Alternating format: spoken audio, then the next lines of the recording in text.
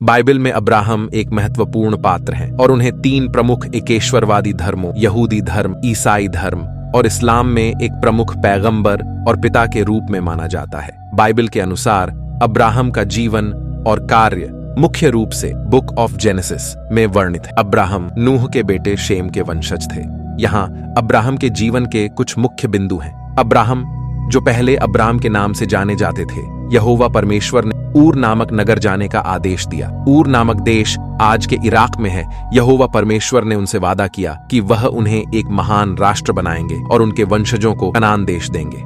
यहोवा परमेश्वर ने अब्राम का नाम बदलकर अब्राहम, जिसका अर्थ है कई राष्ट्रों का पिता, कर दिया। उनकी पत्नी सारै का नाम भी बदलकर सारा, जिसका अर्थ है राजकुमारी। 3 यहोवा परमेश्वर ने अब्राहम से एक वाचा की, इसमें उन्होंने वादा किया कि अब्राहम के वंशज बहुत होंगे और वे कनान देश के मालिक होंगे। अब्राहम ने कनान में हेब्रोन के पास बसने से पहले हारान में कुछ समय बिताया था। हारान आज के सीरिया के उत्तर में फर्रात नदी की सहायक नदी पर स्थित एक शहर था और अब्राहम को हिब्रू इवरी कहा जाता था। बाइबल के मुताबिक अब्राहम की 3 पत्नियां थीं, लेकिन कुछ परंपराओं के मुताबिक उनकी 2 पत्नियां थीं। सारा अब्राहम की पहली पत्नी थी और दूसरी अब्राहम की पत्नी हाजरा थी। सारा की मृत्यु के बाद अब्राहम ने केतुरा से विवाह कर लिया। 4 अब्राहम और सारा को बुढ़ापे में एक पुत्र हुआ जिसका नाम इसहाक रखा गया। इसहाक का जन्म यहोवा परमेश्वर के वादे का प्रतीक माना जाता है। 5 एक महत्वपूर्ण घटना में यहोवा ने अब्राहम की आस्था की परीक्षा लेने के लिए उनसे इसहाक की बलि देने को कहा। अब्राहम ने यहोवा की आज्ञा का पालन किया, लेकिन अंतिम समय पर यहोवा ने एक दूत भेजकर बलि को रोक दिया और एक मेढ़े की बलि देने का आदेश दिया। इसके बाद